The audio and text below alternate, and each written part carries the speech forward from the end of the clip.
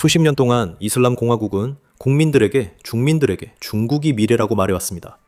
IRGC는 중국 자금을 중심으로 전체 경제 생존 전략을 세웠습니다. 실제로 이 전쟁이 시작되기 전에는 이란 석유의 97%가 중국으로 흘러가고 있었습니다. 그림자 선단, 유령 정유소, 암호화폐 거래 경로, 제재받은 은행 네트워크, 정권이 만들어낸 모든 우회로는 중국이 항상 곁에 있을 것이라는 가정하에 구축된 것이었습니다. 하지만 이란이 호르무즈 해협에서 공격을 감행하면서 이제 중국에서는 공장들이 문을 닫고 거리에서는 시위가 벌어지고 있습니다. 이런 일은 결코 흔한 일이 아닙니다. 그래서 최근에 시진핑 중국 국가주석이 공개적으로 중국의 호르무즈 해협을 개방하라고 촉구한 것입니다. 이란의 계획은 엄청나게 역효과를 내고 있고 이제 IRGC는 합의를 간청하고 있습니다. 그들은 미국 봉쇄 해제를 원하며 그 대가로 무엇이든 제공할 의향이 있습니다. 바로 어제 IRGC는 실제로 미국에 비밀 평화 합의안을 보냈으며 그 협상은 곧바로 호르무즈 해협을 개방하는 내용이었습니다. 평화협상 얘기 전에 중국에서 무슨 일이 일어나고 시진핑이 왜 이란에 등을 돌리는지 살펴보겠습니다.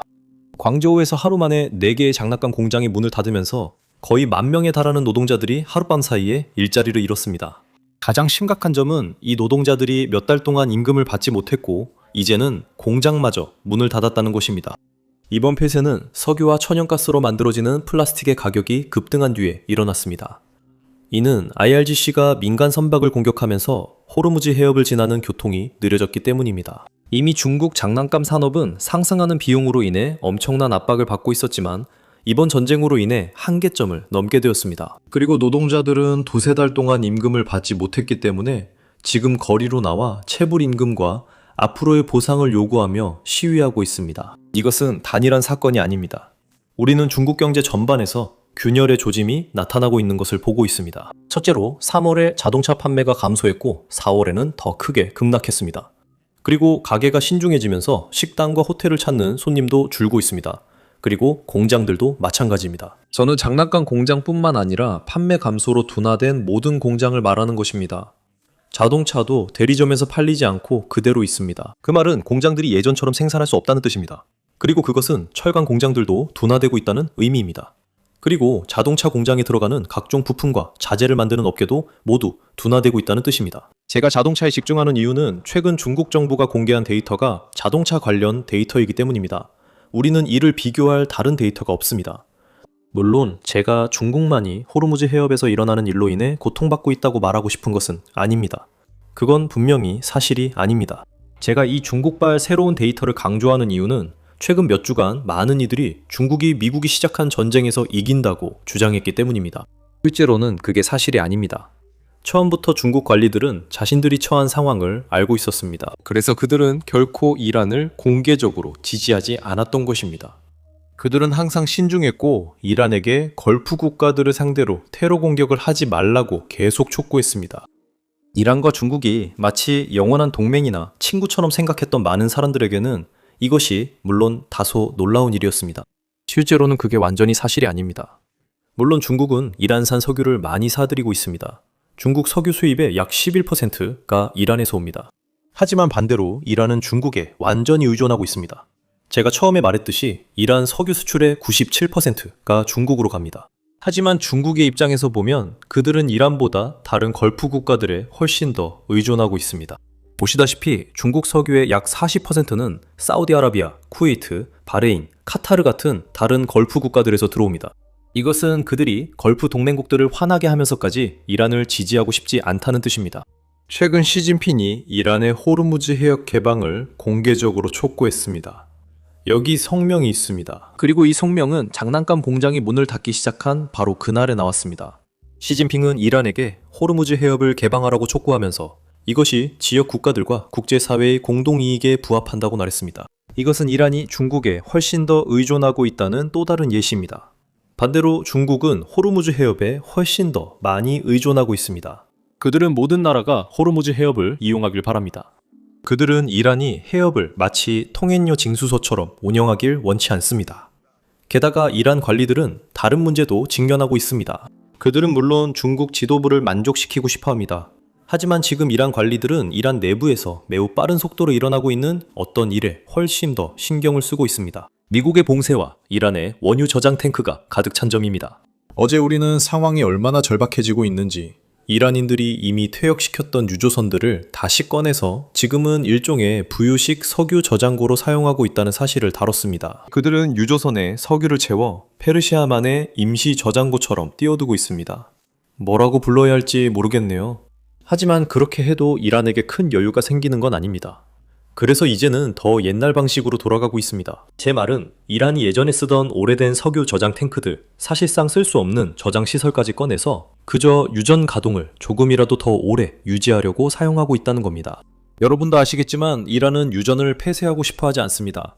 그래서 가능한 한 오랫동안 그 결정을 미루기 위해 온갖 방법을 찾고 있는 겁니다. 이뿐만 아니라 최근 이란에서 나온 또 다른 보고서에 따르면 이란인들이 생산을 중단하지 않기 위해 석유 제품, 즉 석유 공급분을 태우고 있다고 합니다. 일요일마다 이란 쿠자크스탄에서는 석유 플레어가 강하게 타오르며 심각한 오염을 내뿜습니다. 이 영상은 미국 해군 봉쇄 보도 속에 공개됐으며 저장고가 가득 차 생산량 조절을 위해 플레어링이 늘었다는 추측이 나옵니다. 이 상황에 대한 맥락을 좀 더 설명하자면 정유소들은 보통 항상 뭔가를 태웁니다. 보통은 석유를 뽑아낼 때 나오는 천연가스를 태우는데 그걸 높은 곳에서 태워서 그냥 하늘로 날려보냅니다.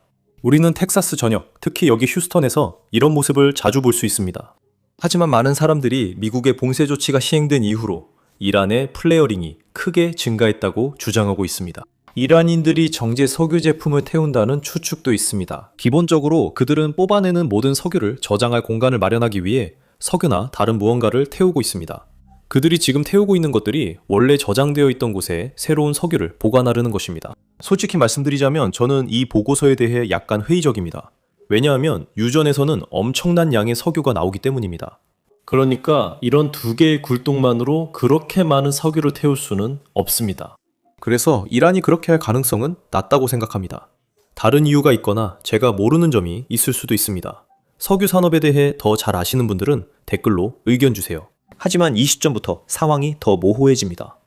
이란에서 나오는 모든 신호가 미국에겐 좋기 때문입니다. 이란 정권이 석유 생산과 유전과 관련된 결정을 내려야 하는 임계점에 가까워지고 있는 것처럼 보입니다. 하지만 아무도 이란의 저장고가 언제 가득 찰지 정확히 알지 못하고 그들이 어떻게 적응하고 있는지 그리고 그 적응이 저장고가 언제 가득 찰지에 어떤 영향을 미칠지도 아무도 모릅니다. 이 일이 언제 일어날지는 추정이 다릅니다. 어제 도널드 트럼프 대통령은 이란에 3일밖에 없다고 말했습니다. 들어보시죠. 하지만 당신이 말하는 것은 엄청난 양의 석유가 시스템을 통해 쏟아져 들어올 때의 상황입니다. 만약 그 라인이 어떤 이유로 차단되면 왜냐하면 더 이상 석유를 컨테이너나 선박에 실을 수 없기 때문입니다. 실제로 그들에게 그런 일이 일어났고 봉쇄 때문에 선박도 없습니다. 그렇게 되면 그 라인은 내부에서 기계적으로도 땅 속에서도 폭발하게 됩니다.